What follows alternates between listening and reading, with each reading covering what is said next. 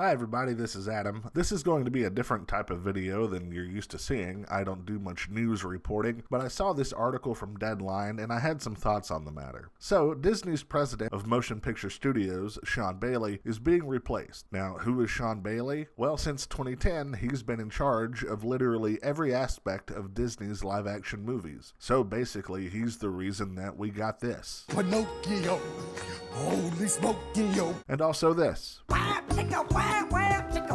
So, I think we can all agree that him leaving is a positive outcome. Agreed. So, what does this mean for Disney? Well, if I'm honest, it's probably just more of the same. However, there are three things that I would like to happen. First of all, I'd like to see Disney make a glorious return to live-action movies. And no, I don't mean remakes of animated classic movies. I mean actual, original live action. The late 80s through the 90s is considered a golden age of Disney animation, and rightly so. This was also a great time for Disney live-action movies. Movies like The Mighty Ducks, Blank Check, Honey, I Shrunk the Kids, Angels in the Outfield were just as big a part of growing up as animated features. I mean, who doesn't love Cool Runnings? It's bobsled time! Cool Runnings! And with the live-action movies refocused to this type of material, Disney can make the biggest move of all, and that's re-embracing traditional animation. Disney's entire foundation is traditional animation. It was founded by an animator. It gave us the first animated feature film, and over the decades made some of the greatest animation that has or ever will exist, while revolutionizing animation as a whole. It is the blueprint of a piece of equipment designed to make cartoons more realistic and enjoyable. These animated movies are not lacking in fan base. They've reached multiple generations and have stood the test of time. And I think returning to their roots would do a lot for Disney as a whole. It would bring people back to the brand and also could ignite a love and appreciation for 2D animation for future generations. Which brings me to my final point, and that's no more live-action remakes of animated classics. Now, I don't want to get into the weeds of the online discourse that's been happening in recent years in regards to these movies.